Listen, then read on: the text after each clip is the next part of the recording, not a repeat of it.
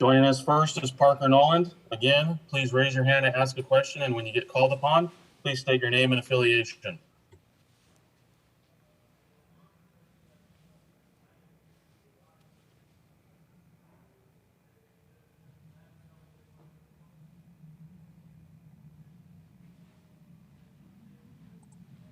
We're going to start with Chris Lee. Chris, go right ahead.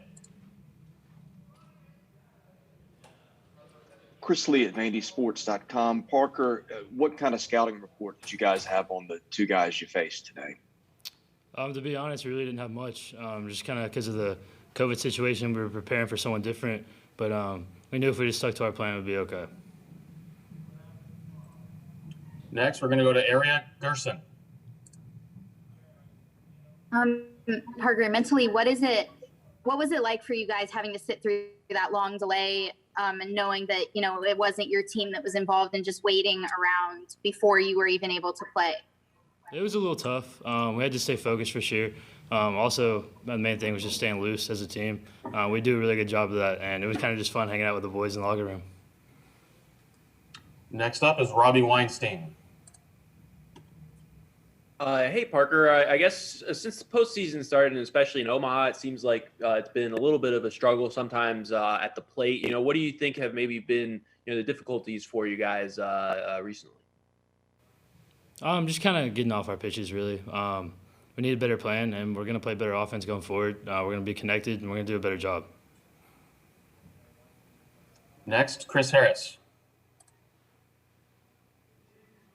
Chris Harris, WSMV in Nashville. Parker, you alluded to it a little bit, but can you just kind of take us through the process of the confusion and then trying to stay focused when everything was happening before the game started? Because it's really not like anything that we've seen so far this year in a year of weird things. Yeah, we were about to go out to the field, about to get ready. I think Rock was actually warming up at the time, and they told us to go back in the locker room and chill out for a little bit, that NC State was going to get some COVID testing done. And for us, it just meant that we had more downtime to relax and get our minds right for the game. Okay, do we have any more questions for Parker? Again, please use the raise the hand function to do so. We'll go back to Chris. Yep, I'll ask one more. What did Korb say after the game as far as kind of resetting and going again tomorrow, when tomorrow there could be different people on the roster? We don't know yet. Yeah, he kind of just told us that we knew that was going to be a tough game just because of the situation and the situation that happened before the game, and just that we had our backs on the wall. We knew it was going to be tough, and we're just excited looking forward. Okay, do we have any more questions for Parker? Parker, thank you for your time. Thank you, guys.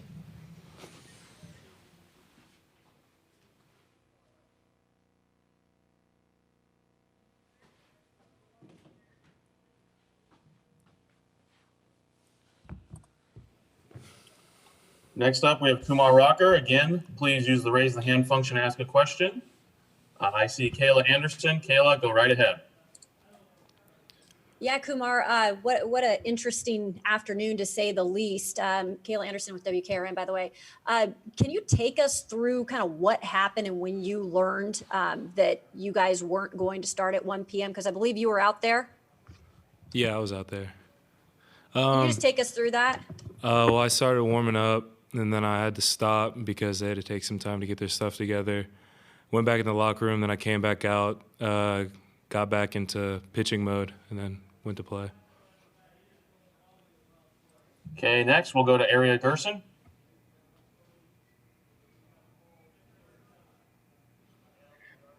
Kumar, what was it like for you having to, go out there first of all after you'd already been warming up, and then you had to go back, and then you had to go back and warm up again, and then also just facing totally different hitters than you might have been expecting?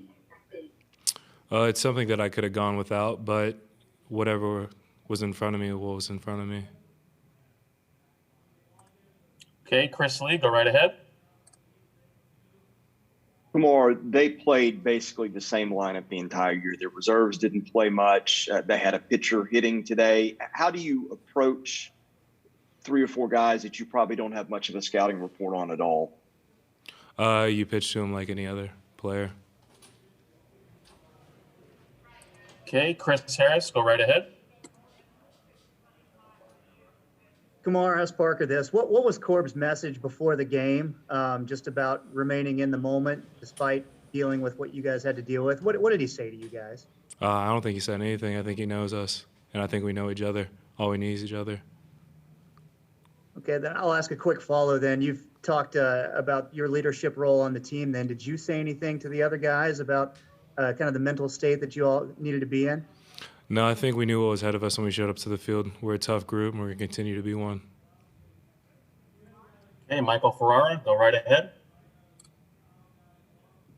Hi, Kumar. Michael Farrar here with Berg Sports Network.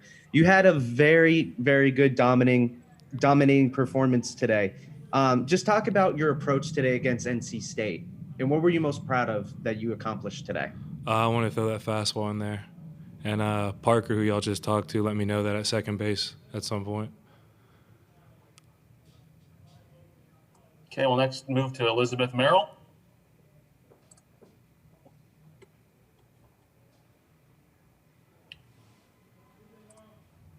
Elizabeth?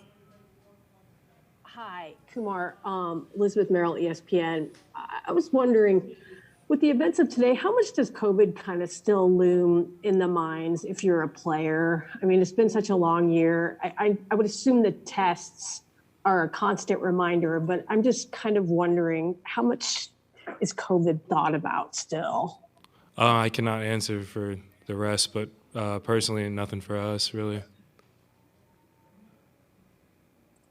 Okay, do we have any more questions for Kumar? All right, thank you for your time.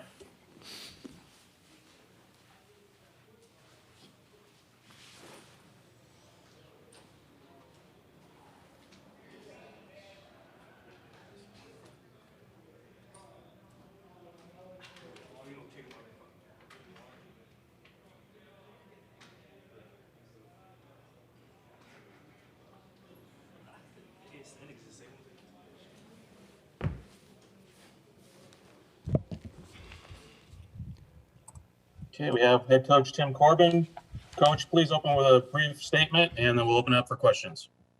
Just a very tough ball game. I thought we pitched extremely well, and we held it together in tough situations. Kumar, getting us deep into the ball game, gave us everything he had, and kept him down. They were tough. They're gritty. They've got some magic with them. You could see that when they played Arkansas. But I thought we certainly pitched well enough. Luke pitching at the end and just getting several 3-2 counts and just kind of holding serve and just getting through and keeping them off the scoreboard. Certainly with Murr and Butler and Tresh coming at the top, they can do a lot of damage. So he was able to contain them, thankfully. Okay, our first question will be Kayla Anderson.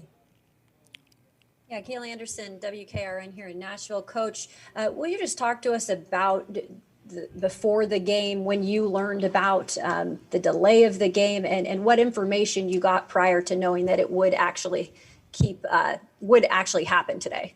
Well, we didn't know what was going to happen. I mean, the NCAA said that there was something up from a health standpoint, so they weren't specific about it.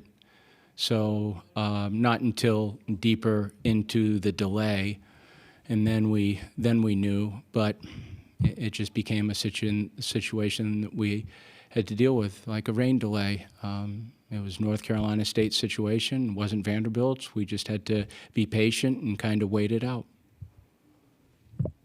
Okay, next we'll go to Michael Ferrara. Hi, Coach. Michael Farrar with Berg Sports Network. Just the pitching as a whole, Kumar and the bullpen today, what were you most proud of those guys approaching NC State today? Getting into damage situations with runners at second base and less than 2 outs and just keeping them from scoring. Just the ability to land strikes in tough counts, tough hitters. It wasn't, certainly wasn't an easy game to play. I mean, you could feel it. I mean, it's 3-1, but that's a one-run game. It just was. But I thought, McIlvain did a good job when he had to. But Murph, certainly, I mean, he threw over 50 pitches and he just left everything on the field. I mean, he did what he had to do to keep his team keeps his team healthy and runners off the scoreboard. And we played a little defense behind him. Our next question is from Chris Lee. Chris, go right ahead. Tim, I know that you're a creature of habit. You prepare the same way. You probably have same routines before games. But when you get news like this and you got pitchers playing first base and they use the same 9 guys all year and you're seeing pitchers that you didn't expect, what is that time you've got between the moment you know something's going to be different and the first pitch? What's different about what you guys do in that situation? Well, it's almost going back to playing Sandlot. I mean, we didn't know who was going to pitch until 5 minutes before the game. So, there's really nothing you can do about it. You knew he was right-handed. You know that once we got the information, we started to give the information to the kids real quick. But, yeah, it is. It's just an adjustment. But, that's North Carolina State. Their adjustments and their player situations, that doesn't have an effect on us. The nature of the game and the mystery of the game and what was happening, I'm sure. I mean, the kids were wondering what's going on. And holding them in the locker room is just an odd situation. It's one of many in the last 15 months, for God's sake. But there's nothing you do about it. Once we got on the field, we just had to play baseball. Okay, our next question will be from Robbie Weinstein. Hey, Tim. I feel like you guys hit the ball well in the regular season. It's been maybe a little bit more of a struggle recently. Is there any consistent pattern that you've identified, and what do you guys need to do to maybe be able to break out here? Yeah, we're here for a reason, Rob, because we can play offense. We haven't played it at the level that we've played it at times during the course of the year, but at the same time, intertwined with maybe at-bats that weren't so good were at-bats that were really good, and there was inches in certain situations of that ball escaping an outfielder. They had to make good plays today in the outfield. They made several good plays in the outfield in which not just Browns, but balls that they caught in the web and on the run, balls that were blasted. We had about 5 or 6 balls that were blasted in the gaps that they caught. And then other bats that weren't so opportunistic. But it's just, it's a tough day. You have a guy that in pain that decelerates the ball at a level that we haven't seen lately, so it's a rhythm change, and he did good. He kept them in the game too, as did Feeney. That was a gutty pitching outing by both those guys. Our next question will be from Joe Rexrod. Hey, Tim, just wondering how you're feeling right now about your bullpen. Of course, Murphy having to throw a lot of pitches. And was Maldonado just sort of hands off today after as much work as he got the other day? Is he someone you're looking for, to potentially give you a lot of work tomorrow? Yeah, I think we'll just reevaluate Joe tomorrow once we determine who we're going to start first. And then after that, we determine who can pitch. And, Murphy's out, but outside of that, you have people that just haven't been in there yet. But, if you lose a game in this tournament, that's inevitable. You're going to end up throwing some guys that just haven't pitched. So that's going to be the case tomorrow, with Riley and Berkwich and Owen and, whomever. I mean, we can bring Fisher back for sure, and we'll see how Maldonado is before we make a decision on that. But, yeah, we've got guys just like they do. They're probably in a very similar situation to us right now, but we'll find arms that can throw. Next question is from Chris Harris. Tim, at the beginning of the game, at least on TV, the optics were stark when both teams took the lines and stood there, and you guys had twice as many players as were out there. During that time, and maybe even before, just immediately after, what did you think about possibly needing to say to your guys to keep them focused? Did you even think you needed to do that? Or did you believe that, they're going to do the right thing because this is what they've been trained for? Well, yeah, I mean, I think from a focus standpoint, it's an elimination game for us. It's not for them. So regardless of what the situation is, there's there's a lot of different emotions that are going into the game. The mystery of when the game's going to start, the mystery of what it looks like over on that side. But there again, you know, I can't sit down with them just before and go over every little detail. Somewhere you got to gather yourself and say, okay, we just got to play good baseball. We got to free ourselves up to play as well as we possibly can. And at the end of it, you hope for a positive outcome. We got a positive outcome. And at this point, I don't care what it looks like. It doesn't matter. We're still here. We're still playing. And that's all that matters. And there is a toughness component that we've had that has allowed us to get through those moments. And there is something to be said about grit. And we had to do that today, too. Those guys felt it. Our guys knew that that game wasn't going to be easy. They just knew it. I've seen in all the years of coaching baseball, seen a lot of situations like that where you feel like the other team, for whatever reason, has been minimized because of a certain situation. That's a very dangerous situation for the opposition because the other team is playing with nothing to lose. They got nothing to lose. And with some credible arms that are plenty good enough to beat anyone. So, and at that, 5 guys at the top that can wear you out and good players. So, and that's not minimizing the other guys too. I'm pretty sure North Carolina State gives scholarships as well. And all those kids are on scholarship. They can play. We have time for 2 more questions. Our first one, Chris Lee. Hey, Tim, what was the situation with Isaiah today and Troy Leneve and Wright? Were you just wanting to get another lefty in there? Yes. Okay, our final question today is from Robbie Weinstein.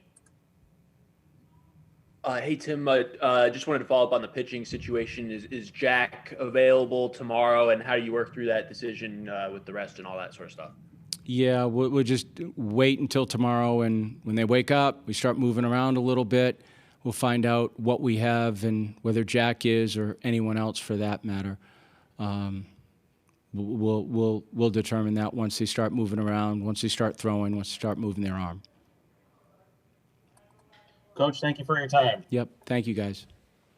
Thank you for everyone for participating. You can find a recording of this press conference in the NCAA Digital Media Hub at ncaa.veritone.com.